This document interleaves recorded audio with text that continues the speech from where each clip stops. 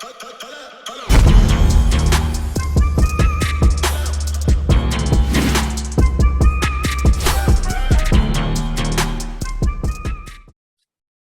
what's going on, y'all? Welcome back to SteveBussaGS. We got another scorecard interview with y'all. I'm back fresh off of surgery.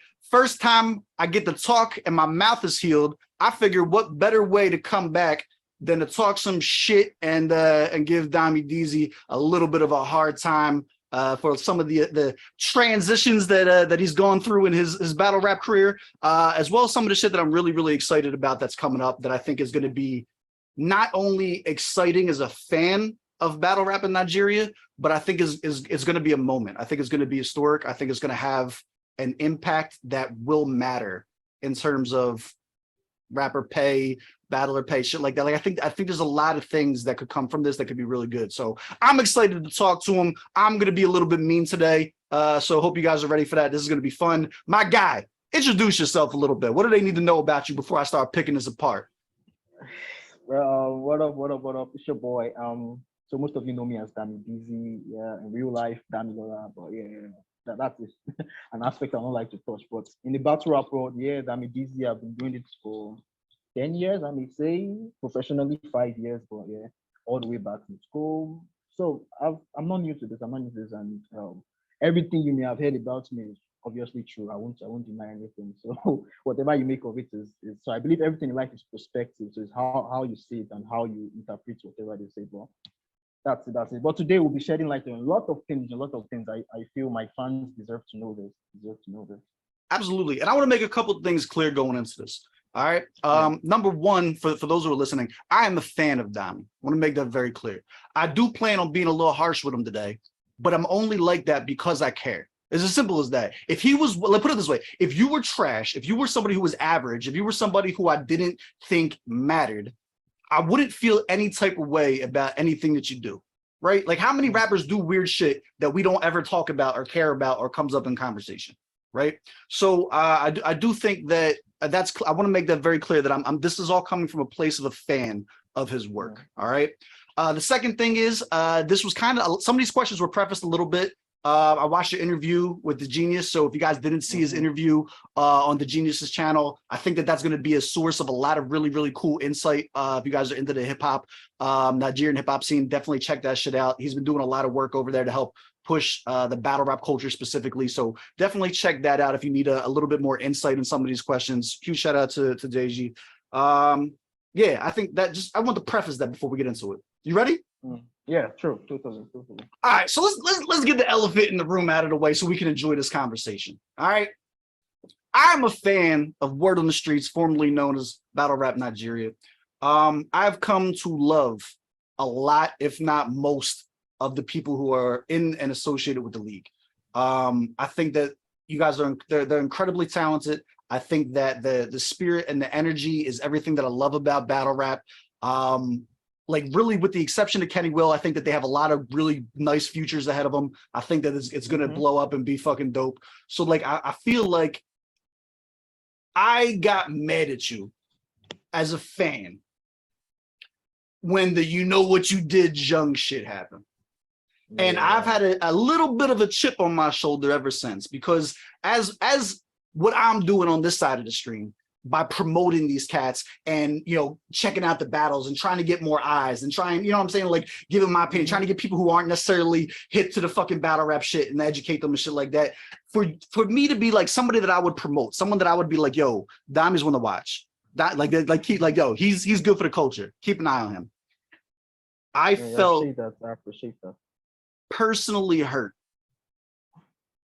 And not only that, but like at the time, like Fifth had you know what I'm saying, like you and Fifth had a little bit of a build up to that too, you know, like it was one we wanted to see. That wasn't like a throwaway battle, that, you know what I'm saying, like we're talking about like main event type shit. So what I want to do, I don't want to sit here and yell at you or be mad or nothing like that. I want to give you the chance to tell your side of the story without being rushed, without being edited, without being cut, and really be able to like communicate how you felt, how you feel, what led to those decisions, and then maybe we talk about some accountability and hindsight and see where things are at. Are you cool with that? Yeah, I'm totally cool with it. Totally cool with that. Okay, so for those of you who aren't hip to what we're talking about, Dami used to be part of Battle Rap Nigeria and was a main event with Fifth. You guys were the main event that night, right? Yeah, yes.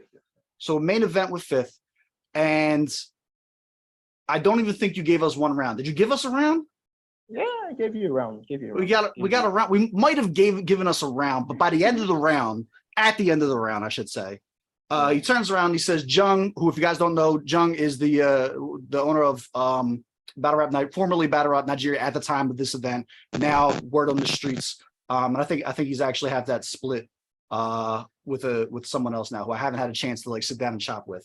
But you basically say like, "Yo, Jung, you know what you did," and then you walk off.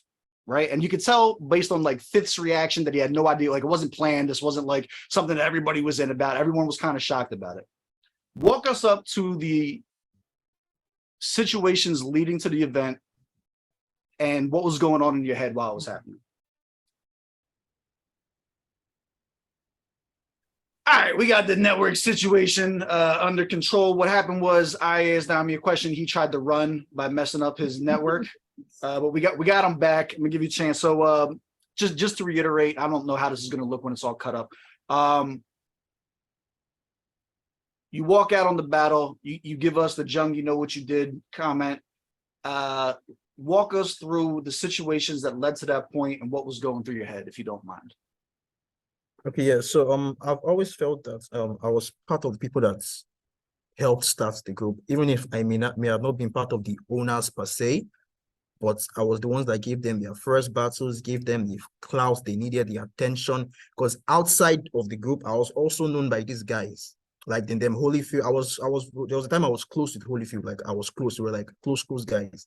So I was the one like telling them, oh, guys, come to BRN. I was even the one trying to even create a connection that guys, you guys should join BRN and all. But that was by the way, it didn't work. But before then, I was giving them constant battles and I was the guy before the guy, which means that was outside of battle rappers in the group. I was the guy before the guy, doing shits for them, not just battles, doing shits for them to make sure everything is going steady, because I knew there was a vision and Flo had explained to me and I knew where this shit was going and how it could go. And I was always giving my support at any single point in time.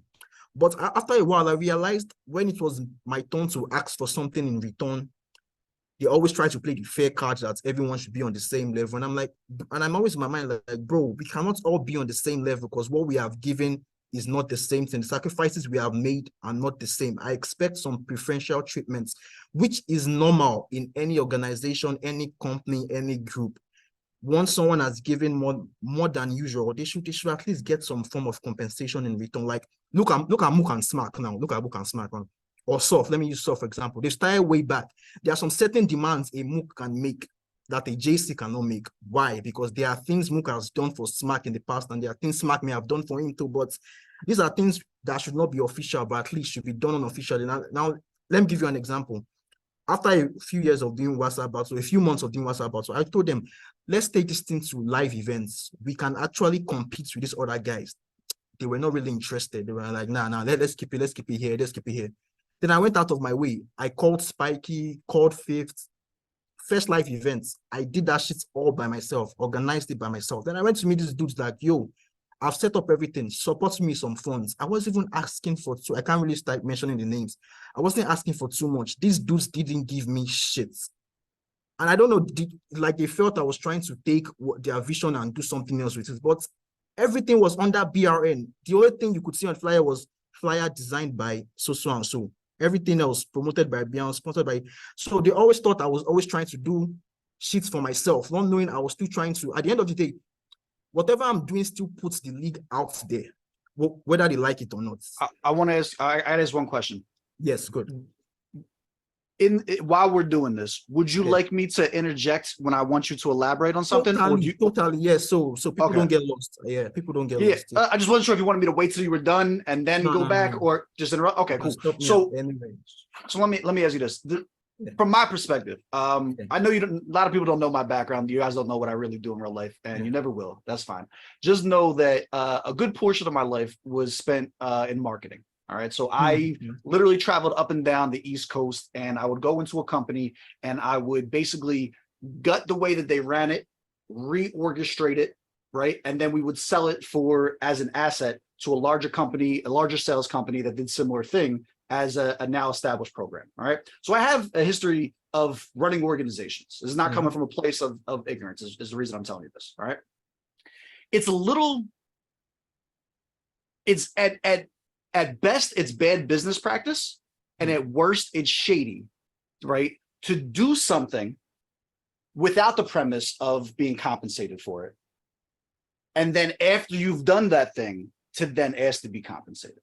So when you say that it's not like weird and normal, it is weird, right? Like, so like I don't agree with that sentiment in that, like, if you wanted to be compensated for doing something, you should absolutely, let me make this very clear. You should be absolutely compensated for what you want to be compensated for. That's not what I'm saying. What I'm saying is that needs to be made clear before the actions are done, right? Like there are people like who will like come up to your window without you asking and start squeegeeing your window and then expect $5. Like that's how that feels to me, right? Like I didn't ask you to do that. You just went and did that. If you'd have been like, yo, $5, I'll clean your window, I'd have gave you $5 and then you cleaned the window. So I do think it's weird to do something probably out of the premise of building from the ground up or for the culture or whatever the premise was. But I feel like if that's why you were doing it, if you were doing it to get paid, why not make that clear before you did it? No.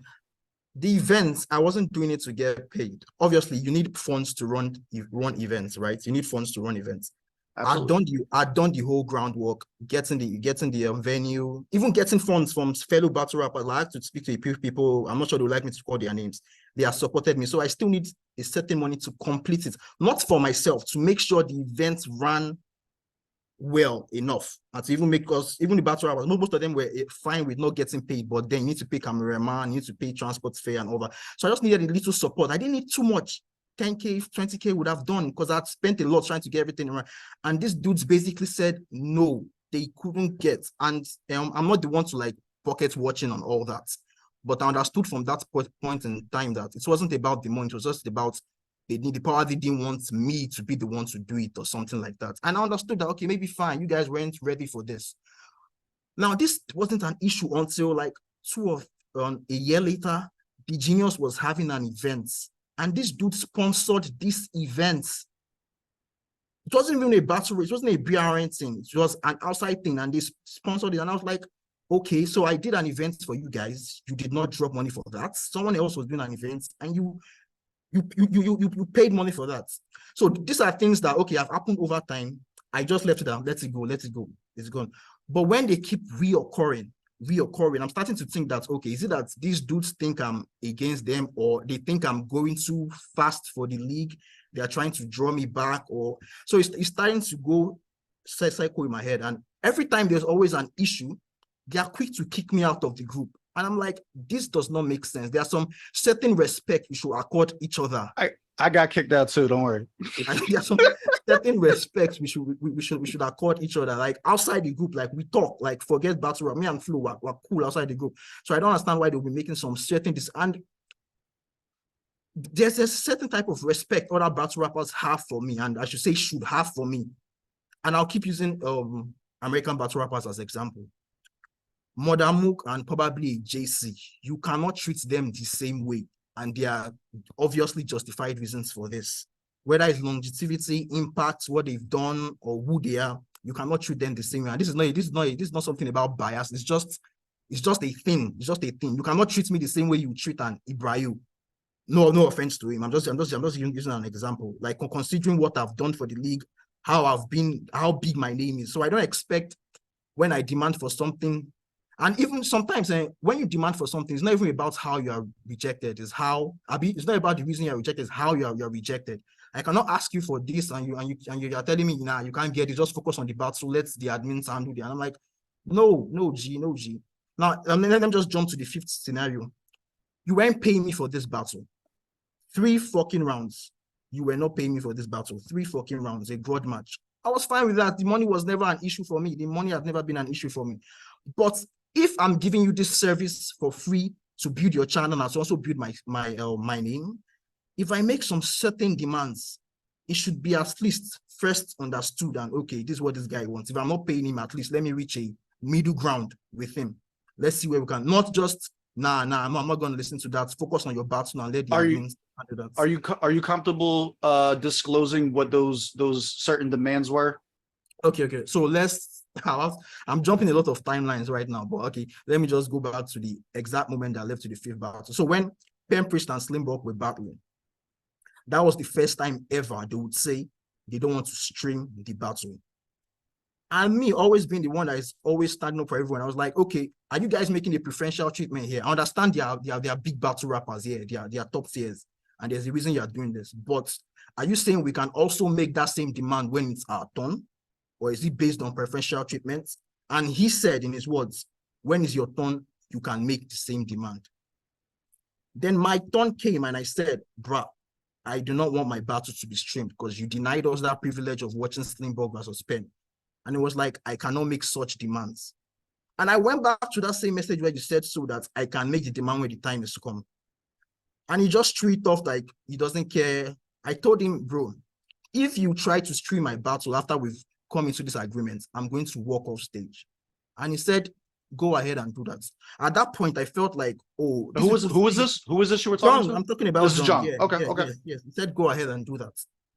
So at that point, I had to think that what would make him call my bluff like this? I got to understand that they actually think that I need this thing. All right, let me stop you here because I'm going to feel differently about the first part of this than I do the second, and I want to be fair to everybody involved, right? Now, just to make this clear, like Jung is my guy, right? Mm-hmm. But I'm not here as like a Jung Avenger, like he's perfect, he's never done anything. Like that's not the case. I literally just want to hear your side of the story, right? Mm-hmm. But I am going to give my opinion on the things that you're saying and whether or not I agree. So I do think that as a business owner, it is weird to be like, man, and like it's so there's a couple things. Like I don't know how I feel. I'm working this out loud, so right. So this is real time where I'm working out this thought process, right? For those of you who don't know, like we didn't talk about this beforehand. Like this is literally new information being fed into me. So if I'm running a business, the employees don't get to dictate how that business is run. No, like you're getting it wrong now. You're getting it wrong now. Before a battle can start, there has to be an agreement on both sides. No. So this is the part I agree with you on. I agree with this. That's not what I'm talking about. That's not what I'm talking about. I agree with you with that, and we're gonna do that next. Like I said, I'm gonna be fair. I'm gonna tell you the parts I agree with and the parts I disagree with. But for you to be like, for something like, oh, this one didn't get X, Y, and Z. Are you saying I can't do that? Is that preferential? It's not preferential treatment for the people who own the league to make decisions. That's the way businesses run. Right? Like and that's their prerogative as the people who have invested into the business, as the people who have had the propriety, people who own it. Yes, they get to do whatever they want. Now, granted, the people that work for them, hypothetically, or the battlers in this case, right? You can not like it, and then you lose the battlers because you have bad business practices and they don't like it, right? So on paper, I would be on your side. This is how they're running the business. I don't like it. I'm going to leave. I don't think there's anything wrong with that. I would back you in that 1,000,000%, 7 days a week, right? The part of that becomes the issue for me is how you decided to do it. So as a battle rap fan, right? Because that's all I am. I'm just a fan. As me wanting to see the battle, choosing to make a spectacle of it, and choosing to go and use the platform to send a message instead of like, hey, this is the contract negotiation part. This is what I'm saying. You saying no, then the battle should have never happened at that point. Like I agree with what you said. Like this stuff is established beforehand. But the second that became not established, what made you decide to put your reputation at jeopardy to make a point instead of just not doing the battle and walking away? Yeah, I realized if I just said I wasn't doing the battle and walking away, nothing would change. Nothing would have changed. They would have still sweat it under the rug. Most people would not know the reason. I wanted to do something that would make a statement that would let people talk about it. Even as much I went about it the wrong way because I didn't consider my opponent. I didn't consider people that came so far to watch the battle. That I apologize for and I regret my actions. I would have done it a different way. But at that point, what was going through my head was I needed to make a statement that people would see. And I wanted them to understand that in as much as I love this shit, I can walk away from it anytime I want. It's You not said something something. You yeah, said something on the Geniuses Genius. interview. It was Yeah. fire. It was fire. Yeah, You yeah. made a quote. You said something along the lines of the second that you feel as though you can't walk away from something, You they become a fucking slave own to you it. or some shit Yeah, like the that, company. Yeah, right? yeah. So So yeah. that was hard. That was a bar. That I like that a lot. That stuck with me. I'm gonna remember that for a long time. I think that was a hard ass bar. Um, But okay. I'm side listening. notes, I'm side listening. notes, I'm listening. I'm side listening. note, I'm listening. side notes. I had three complete rounds, hoping and hoping they did not call my bluff, hoping and hoping they did not call my bluff. I don't believe you. You don't. That's fine. That's fine. That's evening when I came there. I Ibrayo, don't believe you. Ibrayo asked You me. do you know any of it? Can you give us some round 2 or round 3 bars? The truth is, over time, I've had to take those bars and use it for most of the battles I've been doing. That's fair. That's fair. That's fair. No, that's Yeah. fair. But one thing I would say is my third round for fifth is part of my third round for Holyfield, and you would understand that in the battle. But that's by the way. Yeah. So as I was saying, even when I got to the venue, people could tell my vibe was off. I wasn't talking to anyone. I just stood. And Ibrahim asked me like, "Bro, are you still gonna go through?" And I told him, "See that guy holding the phone? If he keeps doing that while I'm rapping, that'll be the end." And it was like, "Nah, you ain't gonna do that. You ain't gonna do that." And I was like, "It's fine, it's fine." And I went on stage.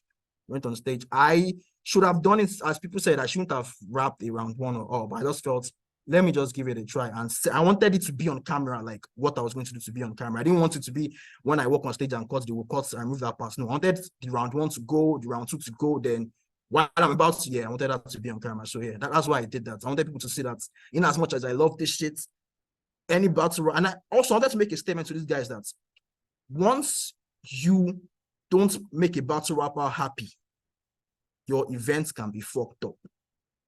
Before they get on that stage, you have to make sure you guys are on the same page.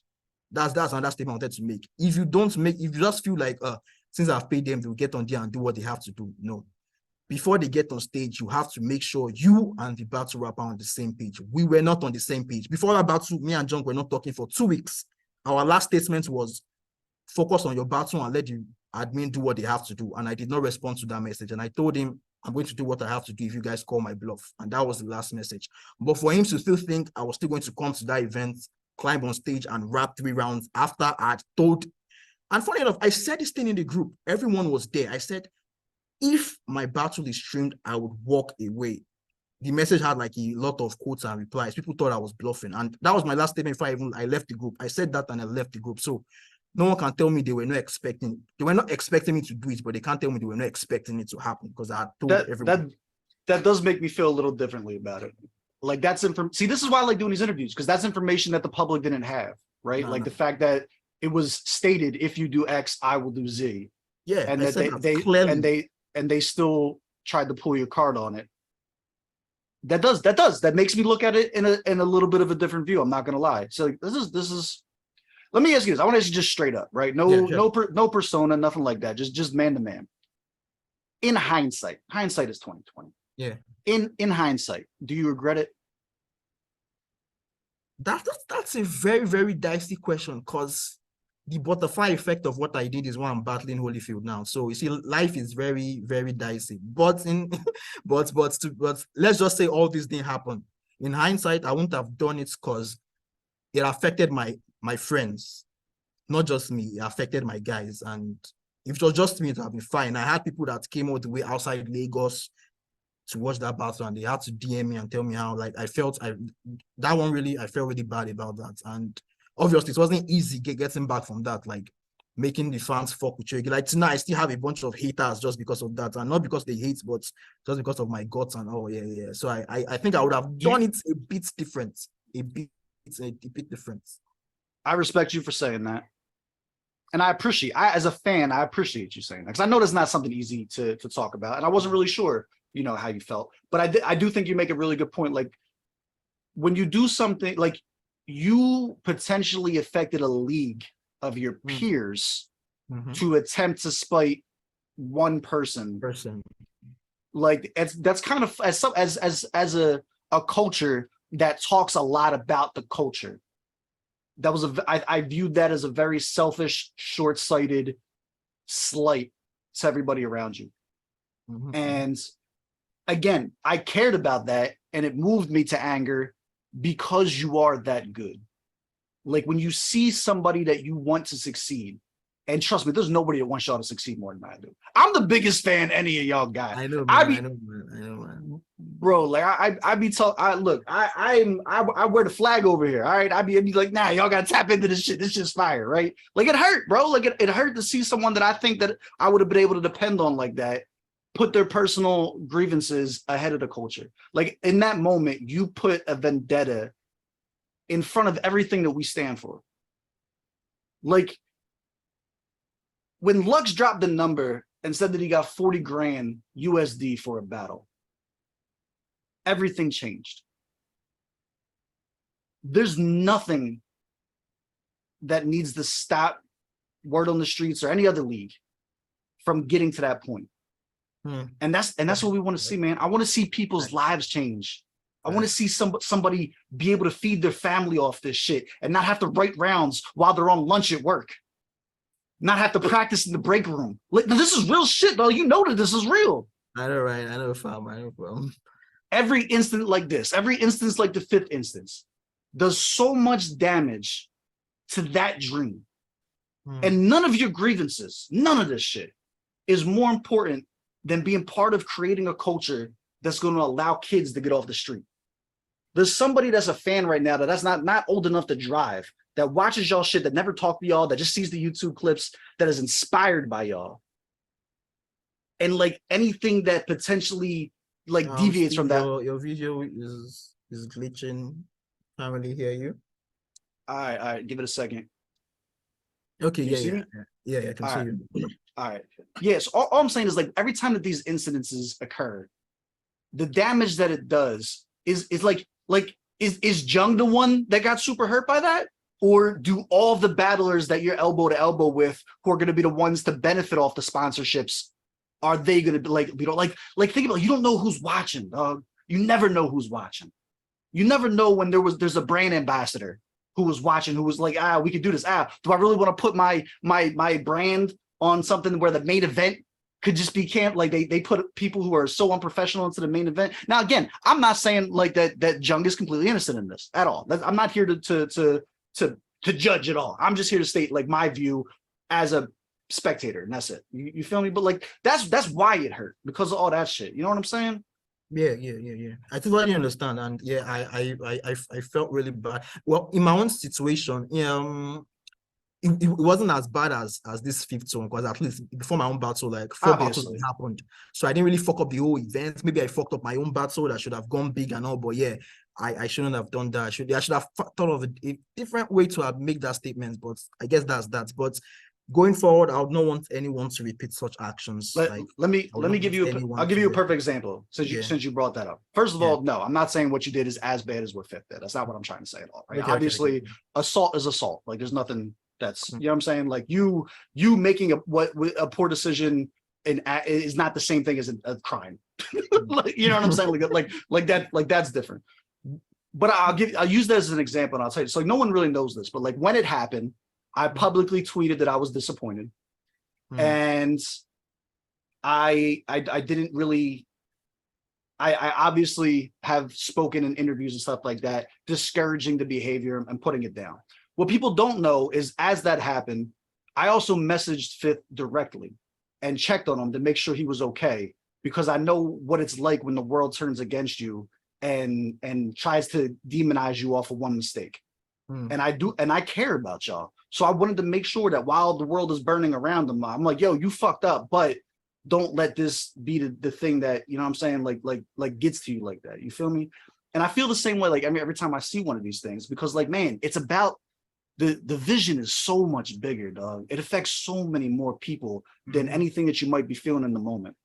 All right. Now I can see how this stuff. Let me ask a couple follow-up questions with that, right? Yeah, sure. Are you and Jung on speaking terms at this point, like present date?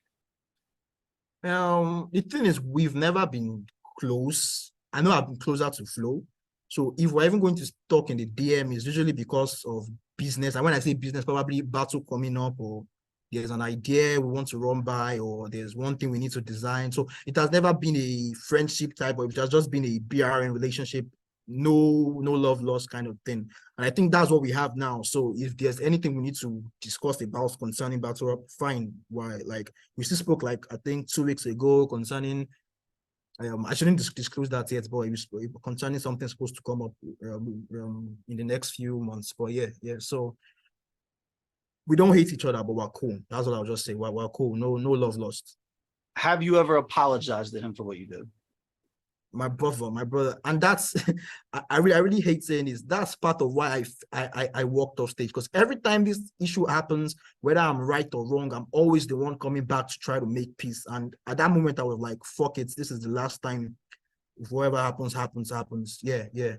And did happen? I think it took like a year. Yeah, it was after a year I apologized. Yeah, so after a year I apologized. Has he ever apologized? Yeah, so you said after that he apologized too? Sorry? Has he ever apologized to you for his role in it? Nope. That's, as I said, that's the one issue I have. He never says anything he does wrong. How does that make you feel? 2 years ago I would have felt bad, but right now I don't care, because I've gotten to understand maybe that's who he is, and I've put him in that kind of position. So not expect. I think my biggest mistake was expecting too much from people. These are things I would have given if I was in their position. So I thought they were going to, I think that was my big, expecting too much. But now that I don't expect anything. So whenever anything happens and they do something I don't like, I'm just like, nah, I already knew this. So that's why I don't think I can have issues with them anymore, because I already understand, okay, this is how to fuck with them. This is how to do things. I'm not saying they are wrong or I'm right. I'm just saying from their own perspective, they might be right. From my own perspective, may be wrong. So just put people on the level they want to be placed, and I think we'll all be fine. Like that's one, even I and the genius, we have issues every day, but I've gotten to also understand, puts people on the level they want to be, and will work out perfectly just fine. I like that. How did what happened? I want like a behind the scenes view, because obviously we've seen the tweets and everything like that, right? Yeah. How were you received by your peers? How did the other battlers, how did Hydra, how did everybody respond in the moment? Okay, so before then, I already told you I left the group. So that 2 weeks I left the group, I wasn't talking to anyone. But I was still with my Hydra group. And I think the day I left, the day I walked off stage, they all frowned on it. They said I could have done it better. So they weren't mad at my reason. They were just mad at how I went about it. So they felt I could have done it better. And at that moment, I didn't want to. I was ready to walk away from everything battle rap. So I also left the Hydra group. I didn't talk to anyone. It was just on my. So I kind of focused on some other things for that whole year, while I was still obviously watching battle rap on YouTube and all that. But I stayed a while away from it. But obviously you end up missing the culture after a while. So I think I was missing the culture. At least I came back to the group. They were trying to set me up with a few people, but negotiations didn't fall through when it came to funds and all, and some certain names they were offering me, I wasn't interested. Yeah, that's after I apologized to Jung. That was after a year later I apologized to Jung and I came back to the group. But still I felt, because you know how it works now, bands and all, any small bands, they are quick to bring up the old, you that walked away from stage, you that turned your back on blah blah. Yeah, like that's the decision that you made. That's why I said, like, you put your reputation at stake when you didn't have to. Like, that didn't need to be on the chopping block. That didn't have like especially if you feel as though you were like, here's the differential, right? You and how you explained to me, right? You genuinely feel you were in the right. Like, you feel as though, like, yo, and like I said, I without hearing his side, I'm not gonna take a side. Like I would have to hear everything, 3 sides of the story, right? But like, being as how you felt vindicated in it, right? Why do something that is going to negatively impact yourself? Like, it would have accomplished more putting out a blog being like, here's bad business practices that X, Y, and Z does. It would have been better to put out a video, go on a pipe, like there's a million outlets to have aired out your grievances that didn't but the truth hurt is, you. I felt like that was the end. Like, once I walked away, I wasn't coming back. So I didn't feel what the repercussions. I didn't really think there was. Yeah, I felt that was like the end. I was done. And yeah, I kept it up for almost a year, but I had to come back. It's come back. So but looking back, that makes sense. Do you consider yourself an emotional person, or is this just a particularly sensitive situation that occurred? Nah, I'm not emotional. You rarely see me flare up in back and forth. Like I'm one of those dudes that we could bounce from today to. I rarely take anything personal, and yeah, I'm one of the coolest people. But I would note the things you're doing, though. I would note them. I'll call them out, but not really get too emotional about it. I just handle shit. I handle shit like there. And when I see it's over the edge there, that's when I go to over the edge with you too. So I don't think it was just a one-time thing, and that was it. That was it. What do you think is your biggest takeaway from your time with Battle Rap Nigeria and how it ended, and the impressive stuff that you've done since then, and the from what I know, the even more impressive stuff that you plan on doing going forward? Like, what's your biggest takeaway from that? What's your biggest, like, what's your biggest growth? That's what I want to know. It may still sound a little selfish, but I think what I've learned is just focus on yourself. Focus on yourself and let everybody else do their shit. I try to do too much.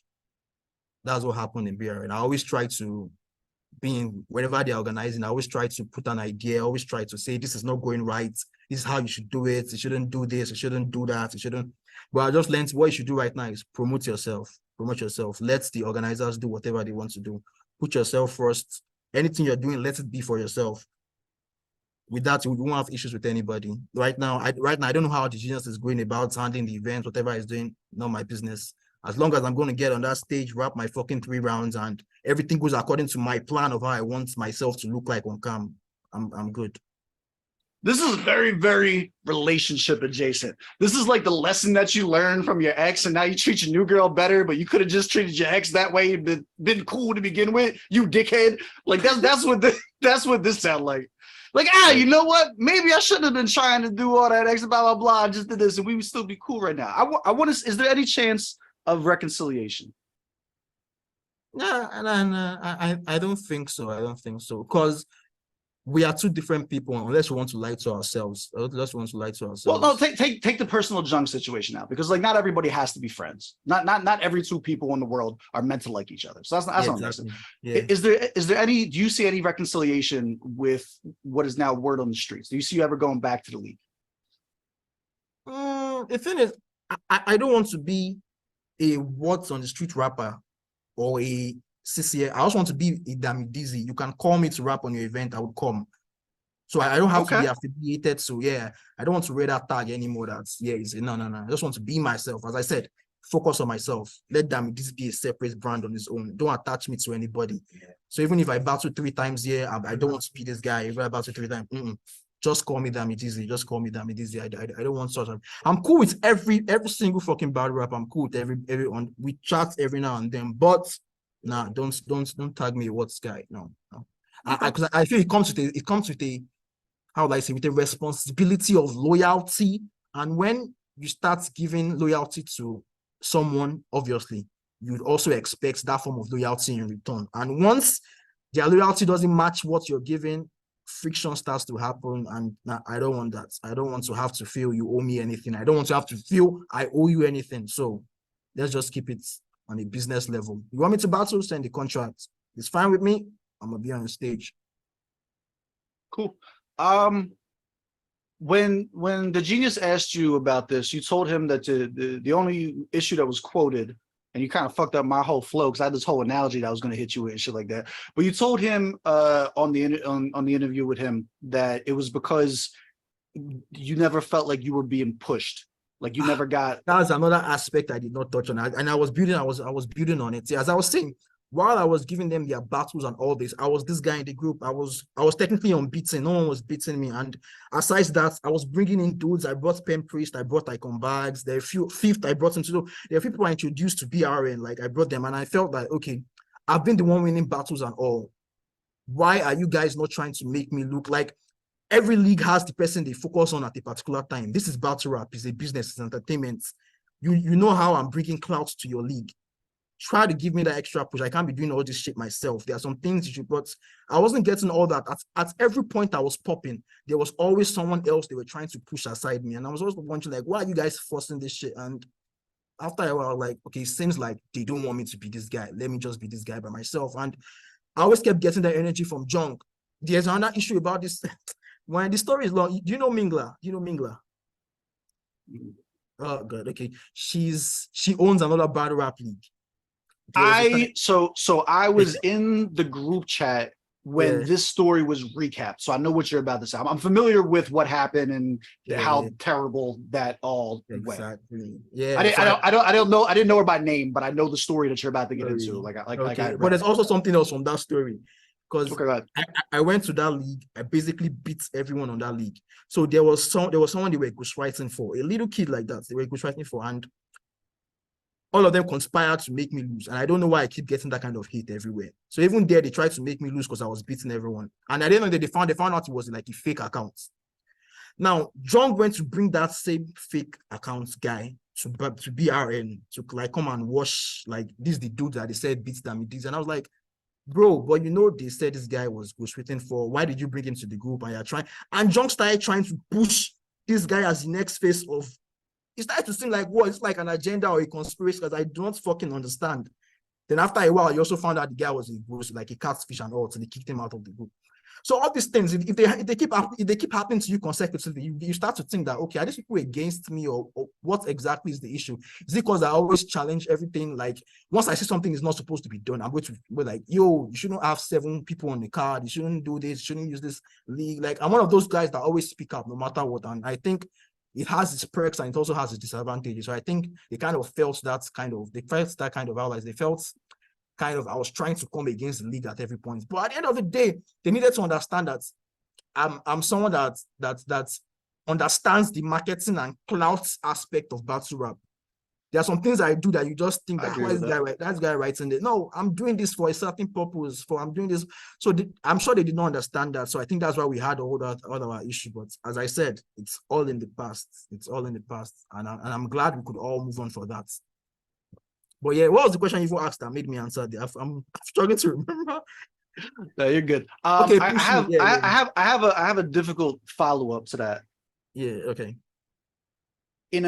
I'm going to ask you to do a little self-reflection, right? Because I want your opinion on your opinion on this. Again, in hindsight's 2020, right? Do you think they were right not to push you? Because if we're let me finish. Because if we're judging it based on present date, and I'm young, I'm feeling pretty vindicated, not pushing the asshole who tried to tank my main event situation as the guy. I feel like if anything, all you did was prove them right. If I think there was an agenda against you. So go ahead. Go ahead, talk. I'm not gonna cut you off. But I just want to preface the whole thing. Were they right to push me now? Now ask yourself, 3 battles on CCX where I was made the main event and pushed on Twitter. See how battle rap is popping on. Like, what's paining me is I knew what we could have achieved together if we all came together and pushed me. I was the guy that was saying, bring Holyfield, bring that, but I was trying to bring that measure. Like, I was like, if even unofficially, I was like the face of BRN. Whenever these guys are talking, it's always Damideasy. There was a point Holyfield was calling me out. I wasn't the one who was calling me out because they saw how I was popping when battle rap was basically dead. I was the one popping on WhatsApp video. He called me out. So I'm letting you know how I made even without the leaks push, how I put myself out there for people to even give me that respect that, oh, this guy is doing this. Now, if they had pushed me, I can imagine battle rap would be bigger than where it is. I'm not saying it's a 50-50 thing. It would have turned out bad, but I'm just saying that. That's how you feel. I got you. Like, I believe in myself and I know what I know aside just battling. I know what I bring to the table aside just getting on stage to rap. Like, no offense. Like, they were pushing Dr. Kajo. And I was trying to tell this guy that, good, he's talented, he's skilled, but he doesn't have that clout material you're looking for. He doesn't have that visibility you're looking for. It's not just every battle rapper they push. You try, when you see it's not working, you look for the best person that is working. If you push someone and see, there's a reason why JC has done 200 battles, Surf has only like 6, and Surf is bigger. There's a reason. People know how to market themselves, even without the league. Still, the league will just give you like 50%. You have to do the other part of the work. So I'm saying, like, bro, you guys saw all this. You cannot tell me you did not see I was potential marketing material. Like, why was it every single time? I just needed your assistance. You always kept denying me of that.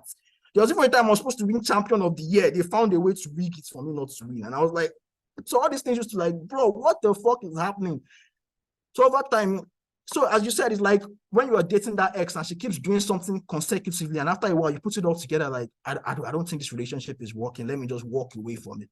And yeah, I think that's what happened. So I feel if we had worked together, there's a lot we could have achieved. A lot we could have achieved together. But hey, I'm happy everybody's doing fine now.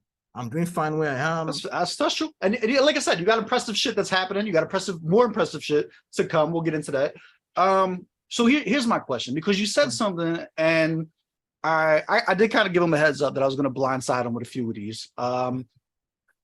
So the issue of like, yo, it's my turn to be the guy. I should be getting the push. Like you see with you gave Surf as the example, so on and so forth. Like it's my turn to be it. And then you're upset because maybe Jung and Flo, shout out to Unk, like maybe like you feel as though both of them weren't doing the right thing, or like whatever the case may be, right? You feel as though the league itself wasn't doing what the league could have been doing to push you to make you that guy, right? Mm-hmm. That's the assessment. And you believe that if they had, the league would have been better off, and you would have been better off in that position. That's how you feel in your heart. Yeah. Okay. So here's the situation that occurs. You've mentioned Holyfield. I had my assistant count on Twitter 674 times in the last 24 hours. So it's fair to say that Holyfield is that guy. And here's why. I don't cut me off. I don't cut you off. Don't cut me off. Oh, actually say something. I think your audio might have cut out. Say something. Oh, hi. Can you hear me? Oh, no, you're good. You're good. Never mind. All right. So here's what I'm saying. Holyfield did a handful of battles and got really, really popping off of it. Before I knew that there was battle rap in Nigeria, I knew that everyone loved Holyfield as the best battler in Nigeria, right? And I don't know that he had a league doing anything spectacular to push him. Furthermore, he stopped doing everything. When I started reviewing battle rap in Nigeria, Holyfield already hadn't been battling for an extended period of time. And Holyfield was still that guy. I'm still getting comments to go and review battles of his from years ago. So the hard question that I have to ask you is, you are fighting to be that guy against the guy who is that guy. Okay. How important really was Jung's push, or Word on the Streets push, or BRN's push, or Unk's push? How important was that? Or are you just not that guy? Because okay, why so can let me explain. All right, go ahead. Get your shit off. Go ahead. So there were like two different worlds in the battle rap culture. Holyfield and his guys were doing battle rap before Jung and Flo came into the scene. Live battles. That was outside. They did not have a confined space called a WhatsApp group. Okay. Holyfield was the guy in Nigeria, obviously. No one was debating that. Even you can ask guys on the group anytime. I'm always Holyfield is the man. Holyfield, that is like a different world. But now, what is like a different world on its own? So when I said that guy, I actually meant that guy on what? That guy on what? Now, when you become that guy on what, that's when you now get to face that guy that has been in Nigeria, that has been the one in Nigeria. Because then no one knew what. No one gave, like, only a couple of people gave a fuck about what we're doing, because what we're doing was WhatsApp battles. No one wanted to see what we're doing. If you don't have any live, that's why people knew Holyfield. Holyfield had 10,000 views, he had Black Bones, 200,000.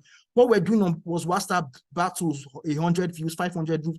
And this is why I still only told them that, bro, let's do this thing to live events. They also did not want that. I said, that's the only way we can compete with these guys. That's why I went out of my way to organize the first live events. These are part of the issues we've been having. Like, they never wanted to take this thing to live. I tell them, no, these guys are popping because they were doing this thing live. They are on YouTube. People can see them. What we're doing is in a confined space. only we know each other, and maybe a couple of people that are hip hop heads that will go and search. But what Holyfield and get where they already built a world that was outside a confined space. So I always try to let them know that even when we're doing WhatsApp battles, I was the one that still took all these battles to Twitter. There was time they were doing World Cup. I said, okay, let's start posting these battles on Twitter. I was the front doing all that. Whenever there's a job, I'll take it from the group, put it on Twitter, tell everybody to retweet and all. I was trying to make everyone do that stuff. And I was feeling like while I was doing this, all you niggas had to do was give me that little push to help this actualize our dream. But at every point I needed their help to come in, they always keep cutting me out. And I never understood why. Let me say this. First, before we say anything, let me say, if what you're saying is true, and this is you had a very important hand in how things developed and where they are at now, first of all, thank you, because I love the way it's unfolded. It's, you know what I'm saying? I love the culture that it's become. I love the direction that it's going. I think that if you really were, you know, in people's ears and pushing for X, Y, and Z, the betterment of everyone, I just want to be the first person to say thank you. I appreciate you, and I appreciate what your role in that. Like that's for me as a fan, that's important to me. So thank you for that. That's dope. All right. Now So, back to the point, right? That's So, the point. Okay. Is Holyfield the man because he gets the push, or is Holyfield because he's him and he would have been him no matter what? It puts me in a very tight spot with this question. I think I have to look for an analogy for you. Okay. Was Locks the man because he got the push, or is Easy the Block the man because he got the push? Both can work hand in hand. Do you understand what I'm saying? Okay, and I'll answer that. So Locks didn't need a push, right? He didn't need a push because he had been doing this before there was a system, before there was a platform that could even push. Locks was the man before that. But you cannot use that to discredit Easy the Block, and they pushed him to become the man now. So either ways, both can work side by side without any of them interfering into each other. To agree with that, you would have to make the assessment that Easy the Black Captain would have never achieved what he's done without any kind of a push. I'm not arguing that there's a push. I'm not arguing that there's a push. Yes, I can say that. He says that himself. He says that himself, that even if he must have done most of the work, he still knows how Smack and Beasley put him on that place, gave him the right, because these are the people that give you the right battles. They give you the right battles to put, and if you mess up, they stop giving you these battles. But Easy was not messing up, and they realized that, oh, let's keep giving him Easy was getting big names. He was getting the goods, the A-verb, he was not getting his peers. As a common battle rapper, you cannot just get top tiers like that. Was there any battle you wanted that you didn't get? Was there any? Yes, but that's on that side. Like, I can understand why, because I always wanted to battle these guys outside of Words, because I knew these guys in Words cannot do anything for me. I needed the marketing potential of what Dabu, their fans, Dabu, Holyfield, the Genius. I wanted what they had, because if I battle them, their fans will see me, it will give me exposure. But I also understood they had their difference. Like when it comes to business, Jung was not cool with these guys. And the fact that these guys were in the group before and they left. So they did not fuck with BRN's vision. So I can understand why Jung never wanted them. But yeah, that answers the question of battles I wanted, I didn't get. Okay. What does Holyfield get for beating you?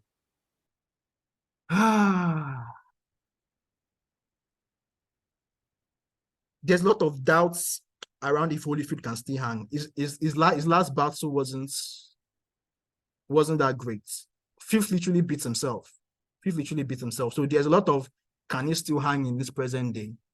And there's on this I don't want to say, because obviously it's to affect his preparation. So I cannot disclose some information right now, but Holyfield is going to cement his place if he beats me. Cement his place probably, definitely get the battle with Buck, because people believe he should be battling Buck, which I understand, because Buck is like the hottest in Africa, not just even Nigeria, like the hottest in Africa. So I think we'll get that battle with Buck and probably a higher fee, but I don't see that happening.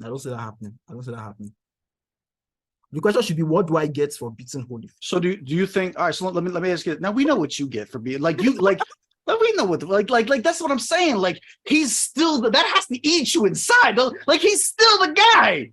Like even everything that you say. This is gonna hurt. This is gonna hurt. I'm Not gonna to be real prove your disrespectful. point. Not to No, no, prove no, your no, no. I have to be real disrespectful right now. I have to be real Okay. disrespectful. Go Right on, now, go on. okay, right? Damideasy versus Holyfield. Yeah. What's the pull? What's the pull in that title? 80% have Holyfield winning. Which No, no, no, no, no, no, no, not that. What's the pull? Why are people watching that?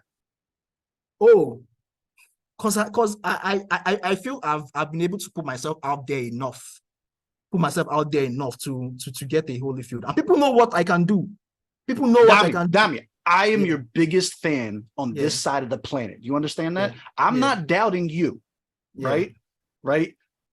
That's not what I'm saying. I'm not saying you don't have the ability. Okay, I would okay. never say that. You are a vicious motherfucker. I'm not about to like. I would if I battled you, I would write my ass off. I'm not half-assing that. Like I would like you know what I'm saying. Like I respect you as an MC. Don't get it twisted. Right. But in terms of clout, in terms of being the guy, in terms of the pull, I'm not disputing that. I'm not disputing. Holyfield is the guy. Holyfield is the guy. this is my point, right? Oh, like wait, that's wait, what I'm getting let me at. let me explain what's really making me mad. So what is he? So why do like if I'm Holyfield, why do like what do I get Let from me tell you beating what you? Holyfield doesn't like, what he knows and a lot of people don't know. Okay. I met Holyfield in 2015 in Okay. a rap battle competition on Cool FM. Right. I beat read this is what you Yeah. this is what you talk Yeah, about in the thing. Go ahead, yeah. get your shit off. Get your shit So- off. Go ahead.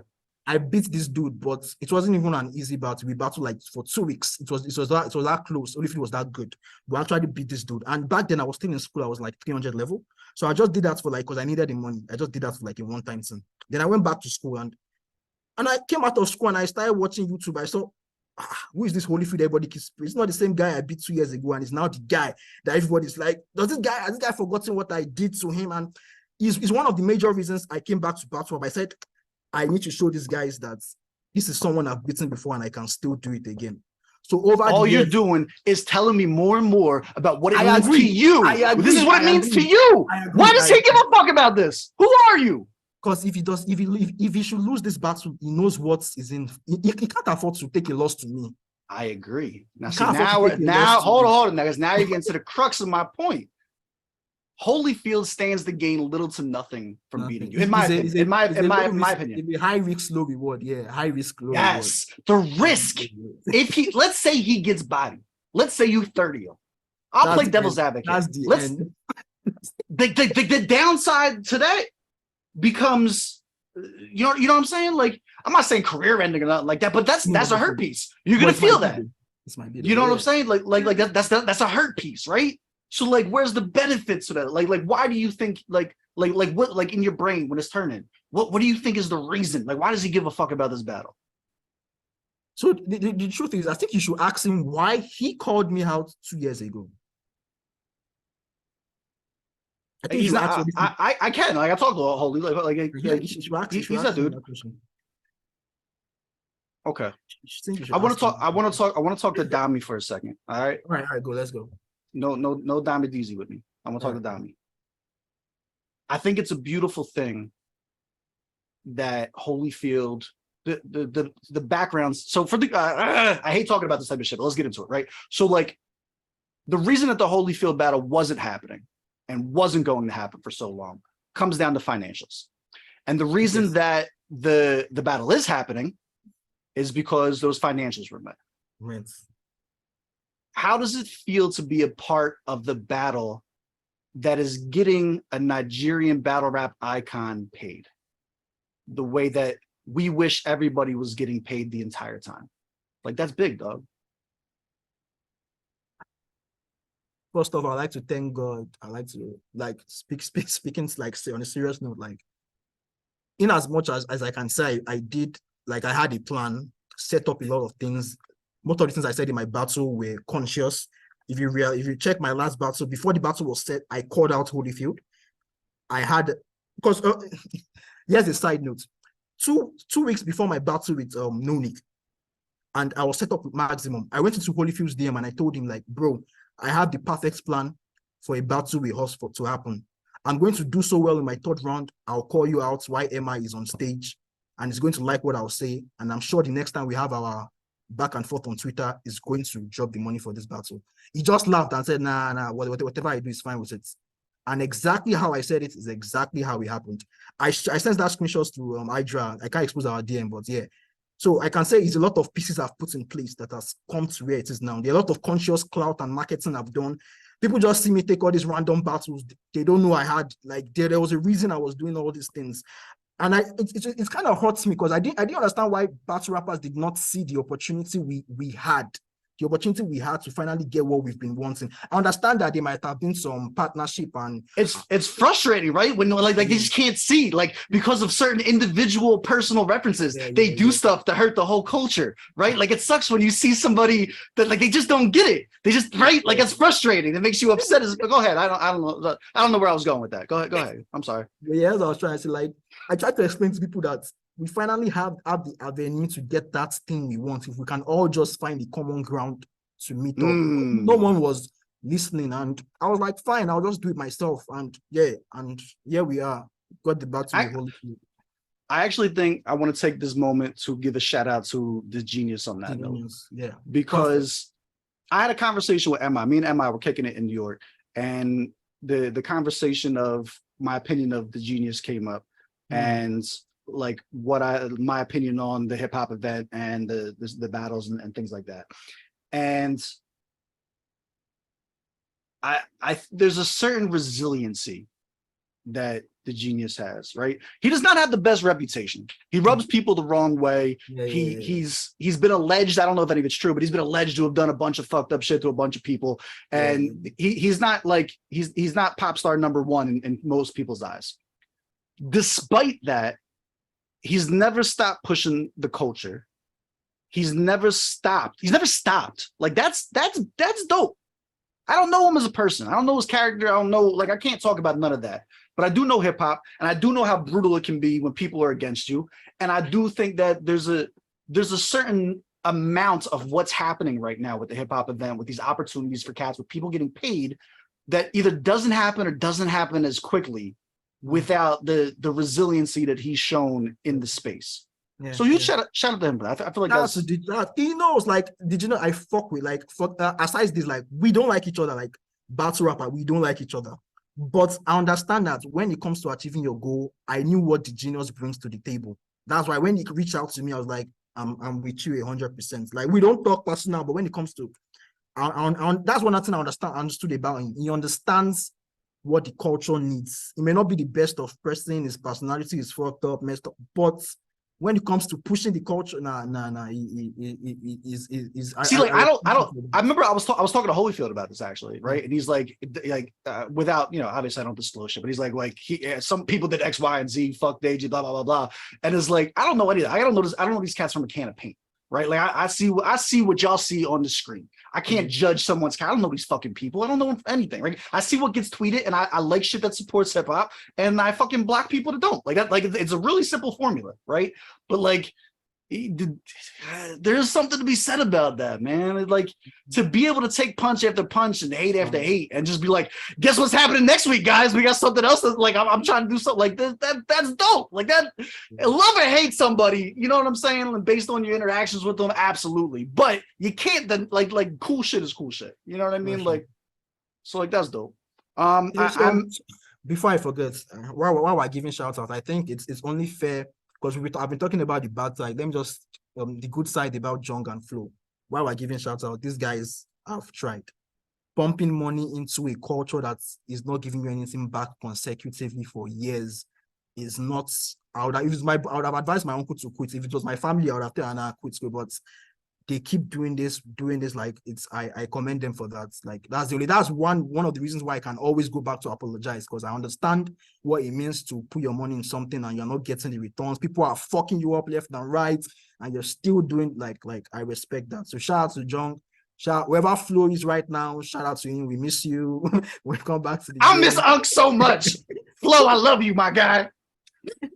Yeah. Shout out to them, dude. I would have no short amount of things of positive shit to say about Jung. A lot of people don't notice. Check out the battle rap compilation stuff that I had too. You remember I reached out to a lot of the battlers that I was talking to, and I had everybody do like a little video clip to like give a shout out to fucking Jung and Flow and shit like that. Check that out. That's a beautiful thing of everybody coming together. And then everybody split after that. But it's cool. But that moment, that was a good individual moment. Shout out to them dudes, man. Shout out to them dudes, yeah. All right. Also, So, shout out to some certain battle rappers, Icon Bags. I don't. He's a very quiet guy, but if you know what these dudes are doing behind the scene, Icon Bags and Spliff, those two guys, they are doing a lot behind the scene nobody knows about. But I'm going to talk about it. Shout no, out. I What are they doing? can't. They also don't Okay. I got you. Shout out to them dudes, man. Yeah, that's them dudes. Yeah. So go on. I think Icon Bags makes really good music. I just want to say that. I don't know that he knows it, but I have some of his songs on my playlist. I fuck with him. I fuck with Icon very much. I like Icon. Like Icon. Good. I haven't interacted with him too I much. fuck with Cardio too. Even if we do, I bounce him a lot, but I fuck with him. Just want him to know that on camera. But I fuck with him. I love all these guys, literally except for Kenny Will. Everybody's so fucking dope. Like it's dope.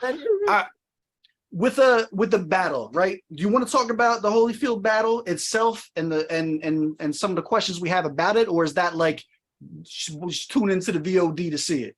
I know you can talk about it. We can talk about it. All right. So you said something in the Genius interview that you don't want to battle Holyfield. You want to battle his character. You want to dismantle his character. What does that mean? What do you mean by that?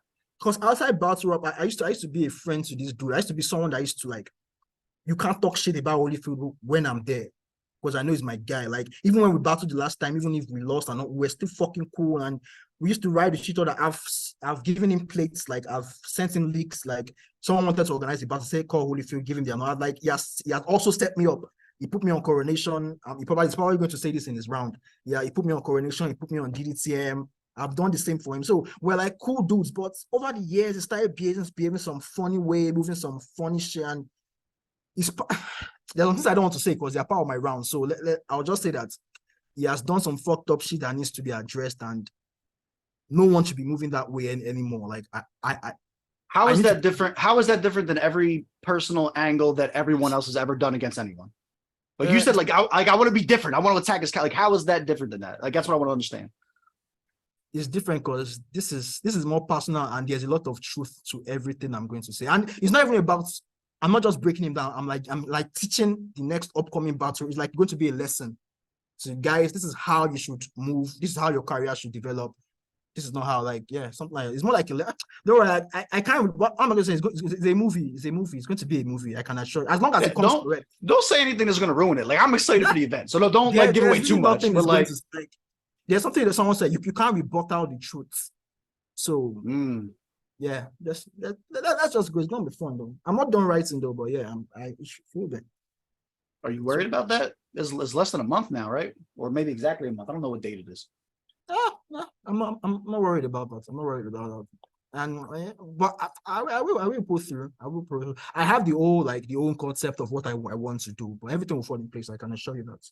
Everything. You have a problem, not a problem, but you have a history of forgetfulness. Maybe some would say early onset Alzheimer's.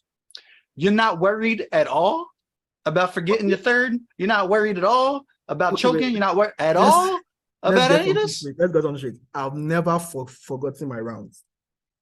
The one time it happened, the battle was. I've never done it. When it happened, that's a wild statement, my guy. That's a wild statement. You dickhead. No, wait. When it happened, no, they thought it was supposed to be like, how do I say, like it was not a live battle. It was supposed to be a recorded battle where we can stop, retake it, stop, retake it, like a movie. So I did not practice to cram my bars. I practiced to stop, retake it, stop, retake it. But the genius recorded the stop and made it look like a choke. Like we used to have one issue back in the day. You would have seen the clip somewhere. But aside that, against Loki, I actually did not have a third round. I didn't have a third round against Loki. Against Nonik, I did not forget my rounds. Against Maximum, it was health. my voice kind of lost. That's anything I'm working on now, just to be fit enough. But if it's memory, my memory is intact. It's intact. Okay. You're gonna be drinking a lot of OJ between now and the 28th and 30th. Yeah, all right, my guy. Yo, Dr. Cardio, I need you on this, my guy. My man needs a checkup. I messaged him that let's go. Yeah, he gave me a few tips, but yeah, I think I'm good to go. But to be honest, it can get really stressful and tiring. And this whole battle rap is not easy, to be honest. It's not You're easy. doing a lot. You're doing a lot. And I will say this, your promo is dope. You're not getting much help from Holyfield. And it's you kind of are though, right? Because like Holy's approach to this, there is kind of like a no answer still an answer kind of thing. You know what I'm saying? And in a weird way, as a Twitter watcher, just seeing it be totally one-sided and stuff like that, it's a little entertaining in and of itself and shit like that. You know what I'm saying? So like, I don't know. I think it's interesting. Here's my question now. What happens when he 30s you? Okay, that's not possible. Maybe it's No. But play hypothetical. Play hypothetical. Let's say you get washed. The angles and stuff like that you're coming up with, the crowd ain't fucking with. It just doesn't land. Like whatever your worst case scenario is, that happens. What then? You see, the thing about battle rap is it's a world you can just walk away from. I can just delete my Twitter, block everybody that is my friend, and keep living life.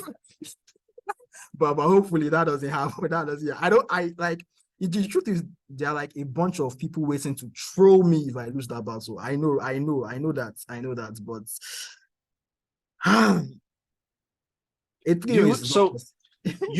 you know the term heel, right?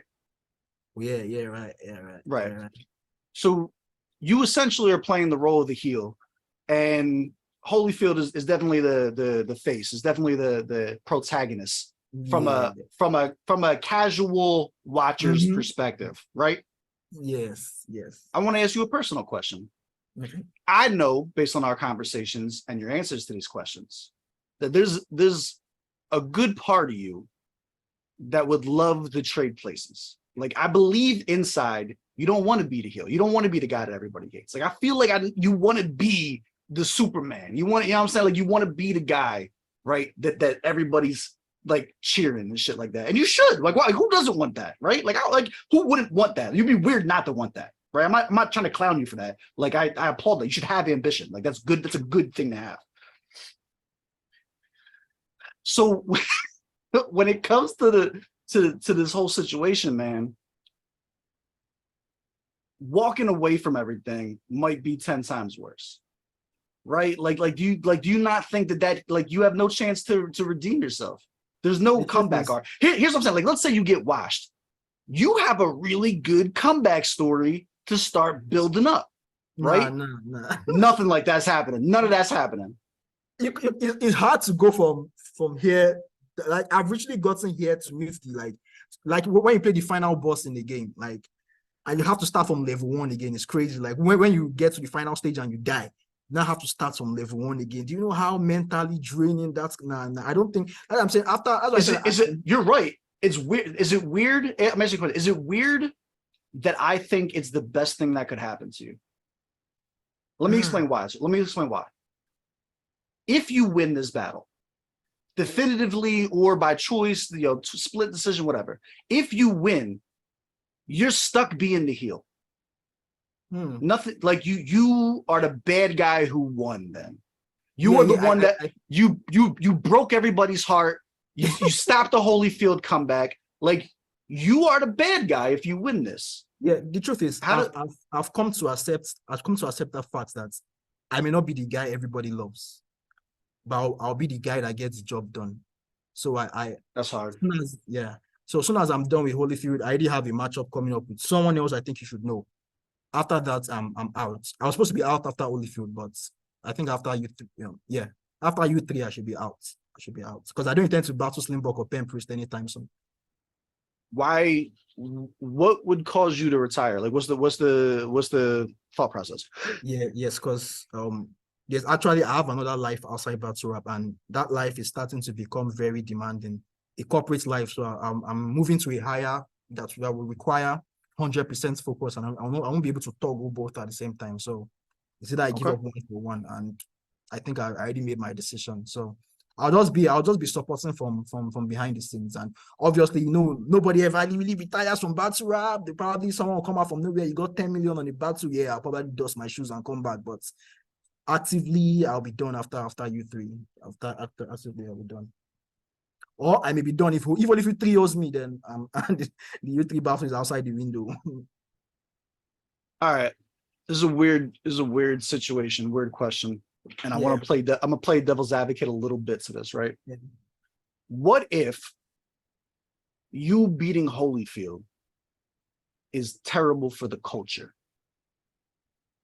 Holyfield is in a position right now Mhm. with finally getting the payday, Yeah. with finally getting some cash flow going to the OGs who helped establish stuff. And if he comes back spectacularly, the money will be considered well invested, and there will be a precedent set for higher battler pay, I believe.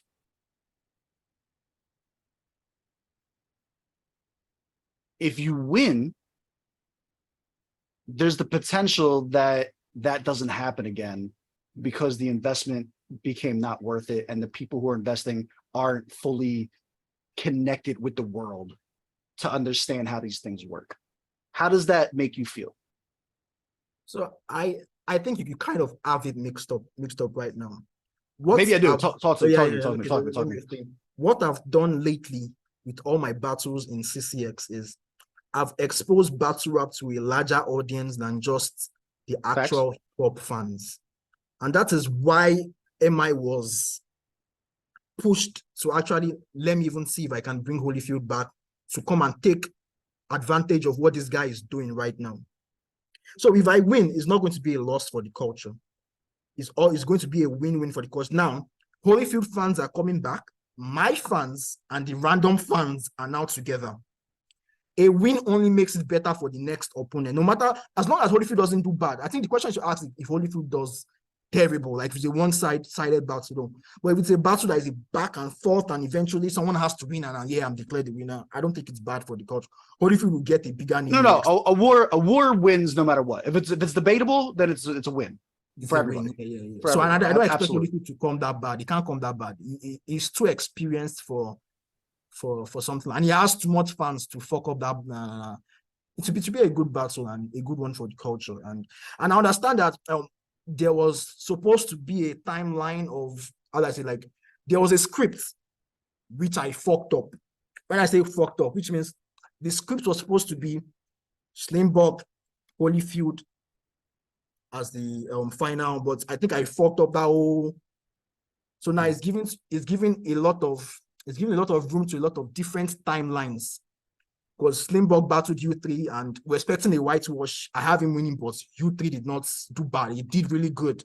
So now there's also a possibility for a Holyfield U3, Slimbock Holyfield, Damideasy U3. So there's a lot of things that are opened up right now. So I don't even think even if he loses to me, yes, people would still want to see him. Look, he probably lost to someone that was really, let's see him against U3. Let's see him. I think there's still a lot to gain. But about the money aspect, I don't think we'll still be getting that large amount of bucks anymore. I think this might just be a one-time thing, because at the end of the day, it's a business. And I think the way the genius is running it, how he explained it was that MI was just sometimes you just have some money and you go to the strip club, you see some nice babes, you just want to splash money on once, you don't expect it to come back. Yeah, I think you're just. I'm gonna cut you off and dead that right now. So I've as my conversation with MI in person, right? Oh, right. I didn't know that. Okay. Right. So I talked to him extensively, and him and Task, they have a lot of plans for battle rap in the future. Wow. And to a degree that I will say there's probably never been a more exciting time to be involved in battle rap in Nigeria than right now. Steve, do you think I should still retire? Because No, this sounds very exciting. I don't think you should. I'm being honest with you. I don't think you should. If I was you, I would be scrambling to make amends with as many people as I can. I would be scrambling to make myself the guy in everyone's eyes all the time, because there's going to be here's my prediction based on insider trading knowledge, right? Because again, I can't talk too much, and I don't put too much stock in what other people say they're going to do because I don't have any control over it. You know what I'm saying? So it's like, take all this with a grain of salt. This is at least the vision, the pitch, the idea. What comes to fruition or doesn't come to fruition, I have no control over. You feel me? But it's a very exciting vision, and it's a very exciting idea, dog. And like, I think that there's going to be a shift I'm predicting that there's going to be a shift in why people want to be a part of these things, right? Like if you look at something like the hip hop event, I think the hip hop event, I'm jealous that there's not one here in Philly. I would go to that shit every month. You couldn't get me out of that place. You know what I'm saying? Like I would be selling tickets. I would be doing everything I could. I think it's a beautiful idea. And I think the idea that like, man, we want better venues. Hey, man, how can we get better ticket sales in here? How can we start individually getting people to market for merch? How can we start actually making this profitable so that there is money to reinvest back into things? And there's a lot of cool things that could happen. It could come from creating relationships with establishments or owning the venue that it's happening at so that you reduce your overhead, so that there's more money there. It comes with what you're talking about, like word on the streets, doing shit with Lyrical Wars in Ghana. Shout out to Lyrical Wars. You know what I'm saying? I think that's going to be great for both leagues, having that cross viewership contamination type shit. You know what I mean? I think we lost him. You still with me, my guy? Yeah. Still with Okay, you. you're back. Yeah, you're back. All right. Yeah, so my prediction is that as far as what creates excitement for hip hop in Nigeria, I think you are going to see a big uptick. I think you're going to see a big increase, shift, swing, however you want to put it, in people being interested people who are not interested in battle rap right now. 1 year from now, I think there will be avid battle rap fans of people who had no idea about it right now. Wow. And it's because of a lot of things. Like, let's call it what it is. There's a celebrity factor at play here. Yeah, obviously. Yeah, There's absolutely a celebrity factor at play. And dog, there's a work ethic factor. People are putting in work to make this shit happen. Behind the scenes, on the scenes, the artists, the battlers, the passion is palpable. Like you can feel it, dog. Like I do. In my personal opinion, I think it's going to be a very, very bad time to retire for somebody who has put in the work. You feel me? And for somebody who is capable of thriving in a thriving hip hop battle scene. If you feel as though you fit those categories and you're listening to this, it would be a very, very dumb idea, in my unhumble opinion, to walk away as the cash is ramping up, to walk away as the eyes are ramping up, to walk away as the situation is becoming international instead of a cult following.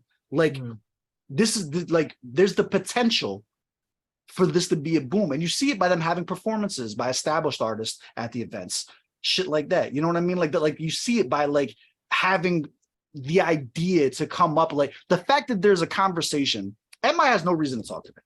I'm nobody. I am just a passionate fan of hip hop. I am under no disillusion that I am important, right? But the fact that MI, who is somebody who is doing things over there in the hip hop culture, who is somebody who's making movements that is actually getting people paid and shit like that, is willing to listen to people from everywhere to gather the ideas and then decide what's best to keep and what's not best to keep and how this could affect his constituents. Like that's got to make you feel really good. Like if I'm a battler and I'm hearing that this stuff is happening and that people are putting the work in and the conversations in and shit like that, I'm getting very excited about that. That's my view. Wow. That's great. That's really exciting news. I'm happy for the upcoming guys. Like they are very lucky, in case they don't know. Like they came in a time when this shit is about to take off, and yeah, it's really great. Yeah, but don't get it twisted. There's a lot of work to do still. There's a lot of work to do still, man.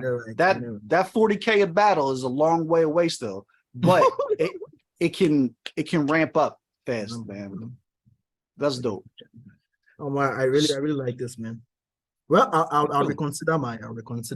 Hopefully, I don't get 3 wood. So I think you should just pray I don't get 3 wood. You should pray for me. Pray for me. Me? No, I want Holyfield to destroy you.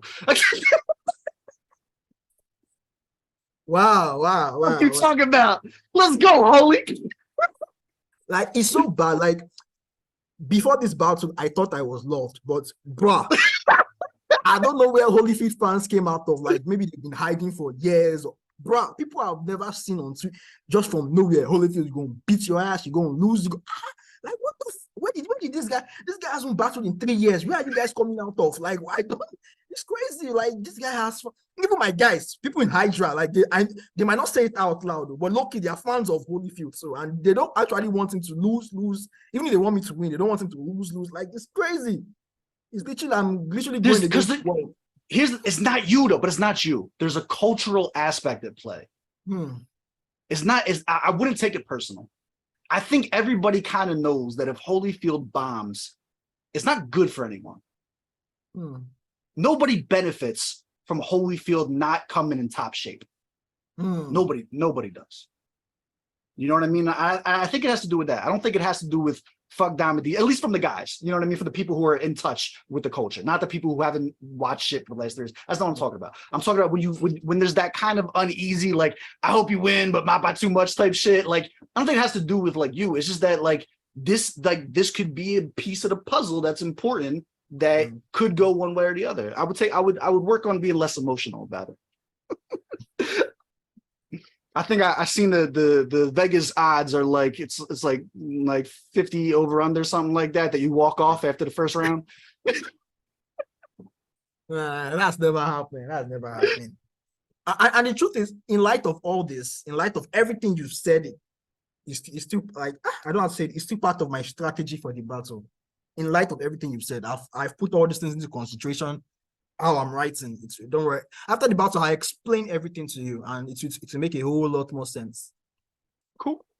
So let regardless of what we are now thinking might be a plan in the future, what are your current plans for the future right now? What are the things to be excited about as a Damideasy fan going into the next 2-3 years?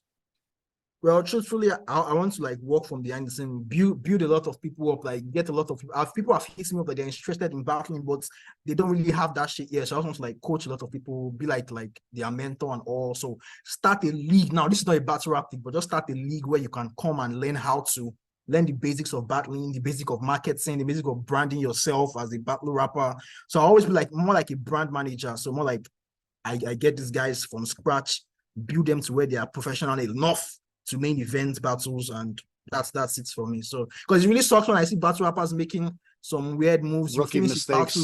You battle today, you're hot. Tomorrow you're quiet. You're not saying anything, or no pictures, nothing. You just go back to sleep, start writing it now. And those kind of things annoy me. Like, yo, it's not just getting on stage and rapping. There's a whole lot you need to do also to keep your fan base excited. But yeah, I think I really want to do that. I think it's an important role. I feel like there's no downside to that. Yeah, right. There's, you know what I mean? Like there's no inherent downside to that. It's like having an OG to guide the youth. Like there's no downside to that. You know what I'm saying? Like the only downside is if they choose not to listen, right? Like that's the only. And some people just need to learn shit the hard way. You know what I mean? Yeah. Right. All right, it's cool. That will be very, very dope. Do you have any questions for me? Like I feel like I made you talk a lot today. Yeah. We got into it. This was dope. I feel like a little bit of a weight has been lifted off. I've been wanting to say something. I've been feeling a type of way about this shit, man. Like I really care about this shit. Like you hurt my feelings when that stuff happened. I'm sorry, Steve. I'm sorry. But yeah, there's a question I really want to ask you. And I want you to say it in the cam, because you were also caught on cam saying it. Holyfield versus Black Bones. Who do you have winning? Black Bones. You didn't even stutter. You said that with confidence. Like, yeah, right. I'll cut out this part. I'll cut out this part and post on Twitter. Can I do that? All of my interviews, for those of you who don't know, there's like 3 things I'll make clear about my interviews. Number 1, I post my interviews entirely without any cuts so that no one can ever be taken out of context on my channel, and that's important to me. Number 2, if you see a cut, it's because I give every one of my interviewers the option to tell me that they want a certain part of it deleted because they're not comfortable with it going public. I'm not TMZ. I'm not trying to catch people and do weird shit. Like I just want to have genuine. Like I'm a fan. Like I'm getting to talk to a battler that I love. Like that's dope to me. Like this is the benefit that I get, is that I get to sit and chop it up with people who I actually care about. Like that's fire, dog. Right? And then the last part about it is if we have an interview, or if you see stuff with somebody that you like that I interview, I encourage you to clip everything and put it wherever you want. Put it on your own YouTube channel, put it on TikTok, put it on Twitter. Like all it's going to do is generate more eyes on me and the other guys. Is it taking views away from the channel? Fucking maybe. But like, I still get to have dope conversations. Like, my job doesn't change. I still get to do dope shit. So like, steal everything if you want. Like, it doesn't matter to me. Don't put the whole fucking interview on your shit. But yeah, as far as like chopping up clips and stuff like that, absolutely. To elaborate, I think Holyfield, if I remember correctly, I think his first round was amazing. I'm pretty sure Holyfield's first round against Black Bones made me say he could come to the United States and hop in URL today and be able to mix it up with people. I remember feeling that way. I think I said it out loud. You guys might be able to go and fact check me on that. But I remember being like, when I heard the technicality of how he was putting his bars together and the way that the interchanging multi-syllables and like everything was like so succinct and perfect. And I was like, there's no trying to cut to the chase and like have a little bit of bias, or I like this, like nah, he's cooking. Like he's cooking, and anybody with ears would know that he was cooking. I think that Black Bones got to him with the money talk, and I think he got emotional. And I think when he lost his composure, he also lost his edge, because everybody could see that he lost his composure.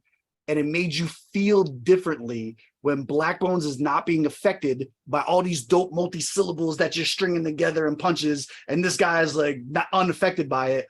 And then he's talking real slow and hitting you with some easy bars, and it's visibly like it's landing, like it's visibly getting to you. Like that, to me, that is how you win battle rap. Like the idea is to make the other person feel bad about themselves. And if you can get under someone's, there's nothing worse than no reaction. Just think about it, right? I would like, think about like wrestling. I would rather be booed or cheered than not hear anything when I come out. You feel me? And that's for me, that was the deciding factor. I don't think Black Bones is a technical better rapper than Holyfield was. I don't think Black Bones had necessarily better haymakers or anything like that than Holyfield, but I think he won the battle. I think, you know what I'm saying? Like, that's how I view that. I fuck with that. Fair enough. That's fair. That's fair enough. I'll take pointers from that. That's cool. That's cool. So well, any other questions for me, the gang? To my next question. So I've heard a few of your bars, your battle and freestyles. Why have you not considered going full time? Why have I not considered going full time? So I was a battle rapper. I started battle rapping when I was 16. Wow, I did not do that. Yeah, I've been doing it almost 2 decades, 2 years shy of 2 decades. And I've done it in every form you can imagine. Goldmike.com, I was the first video champion in video battles ever on the website. I was ranked #1 for like 6 months there. What? I was on Death Spits. I was on Lyric Kings. I was on Let's Beef. I was on fucking every text battle, every fucking video battle. I didn't do audio battles back then, but I did a lot of that shit. And then I was on the Damideasy. So there's a lot of like janky DVDs around Philly that I was running around being a part of and shit like that. And then there's the hustling side of it. Someone who was very, very close to me, used to pick me up, and because I was the white guy in the hood, would like have me go around and put like a sweater around my neck and be like, "Hey guys, did you want to bet money on battle raps with me? I'll do this with you. My mom gave me $100 allowance. Let's go. What do you guys want to do?" You know what I mean? Like we would set people like I'm part of like that hustle culture. Like, oh, you ain't know I was about to have bars and shit like that. There was no doing it seriously when like there was no big stages back then. Like I was battling when the biggest battle we talked about was Cassidy versus Freeway. Wow. You feel me? Like that's the era that I'm from. So it's like, yeah. And then like, so here's my thing. When I used to battle, right, we would battle on the corner and shit like that, or we would battle at parties. That was a big thing. House party battles were fucking fire, dog, right? If you stuttered or you stopped, we cut you off. Like, nah, you're trash. He fucked up. Get him out of here. And then we just right back at him, right? As URL and shit like that started, grind time and everything like that started blowing up, they started doing this thing where like they'll do a line and then everybody cheers and they stop rapping. And then they do a line and everybody cheers. And I'm like, what the fuck is this? I'm like, this would never fly on the corner, right? Now, obviously, my opinion on things have evolved over time and shit like that. But if you're asking why I didn't get involved in the scene as it was getting big and shit like that, is because I genuinely in my heart, hated the format. I hated the stop and go. I hated the you get time to think about your shit and pull it back and then keep going. Like when we did that shit, you couldn't do that, dog. You stopped, like really look at some Philly battles from back in fucking 2006, 2008. Right? Like really like go back to the time. Like I was outside for all that shit. That wasn't what we were doing. It was different, right? And this is right around the time Iron Solomon changed shit up too. So like Iron Solomon was like one of the first cats to just admit like, yo, I have pre-writtens. Like there's no such thing as like a freestyle and shit like that. Like we're bringing pre-writtens to this shit. Right? I remember when that was like a thing and you had people who were with it and you had people who weren't with it and shit like that. Like there were a lot of those moments in battle rap where the culture itself made decisions that changed the way battle rap looked and felt. And there was a lot of those changes that wasn't a part of me. There was a lot of I was very, very stuck in my ways. I was the angry old head. I'll be honest with you. I'm not proud of it. Like, I'll be honest with you. You know what I'm saying? Like, I was the guy who's like, back in my day, we didn't fucking stop every 5 seconds to do it. These fucking kids don't know shit about battle. You know what I mean? So like, I think that had a big role in it. And then anymore, like I still do a lot of battles. Not a lot, but like I'll battle a couple times a year, like in Twitter Spaces. A lot of people know that. Like we have the birthday card that's coming up and shit like that, right? Yeah. We can talk about that a little if you want, but like that's not coming from nowhere. I've been battling in these spaces myself, learning the format by participating, by being elbow to elbow in the culture, mixing shit up with people, right? Like that's how you learn this stuff. You know what I mean? Shout out to all the leagues on Twitter who are literally creating leagues in the spaces and shit like that. Like that's fire, dog. But I was jumping in all that shit to learn it so that I might be able to bring value when I decided I want to do something cool. Like, hey, let's bring South Africa and Nigeria together on this battle shit. You know what I'm saying? Like, yeah. And now it's coming from a place of, oh, this isn't some guy who's just trying to, you know, insert himself. I was like, no, I've been building this shit. I've been doing this. I know what it's like. I know why we're doing 1 round, 3 minutes, because I've sat through a 3-round Twitter Space battle and I want to kill myself because of how long it was and shit like that. You know what I mean? Like I know the shortcomings because I was part of it, and now we can perfect it. You feel me? Yeah. So I don't know if that answered your question or not. It does totally. Okay. Maybe after this interview, you can just share me some links because I like to watch more. I'll be listening more if it's audio links or stuffs. Oh, I can show you some shit, my guy. All right, if you look, you can find DVD footage of me on YouTube. Wow. You can find like compilations on my page even that are like of when I was 18, like a whole bunch of verses from when I was 18 years old, babyface me. Like there's a lot of shit. I've been doing this a long time, my guy. Crazy. That's great, man. Really commendable. We appreciate your support so far. Like Steve, since you've come, like, hey, you gave a breath of fresh air, man. And I don't know the love you just had for BRN. Like you just did stuff for us out of nothing, nobody asking. It was crazy. Like at the point I was like, I was thinking, what's your end game? What does he want? Well, after I won 1 year, 2 years, I was like, wow, I really appreciate it. And the consistent efforts. Most of us have never been interviewed by anyone. You are the one that gave us our first. Like, no, we don't need to brag, but like to be honest, like I appreciate it. It's crazy, man. You'll never be forgotten. Most definitely.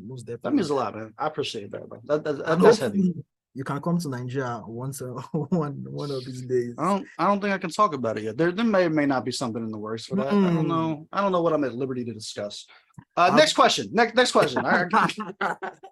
Steve, am I gonna see you on the 30th? Are you gonna stand behind me on the 30th? I want to know if it's a surprise. How would you feel Holyfield doesn't show up and I just come out? You thought you was getting home? Oh, get out of here. That'd be crazy.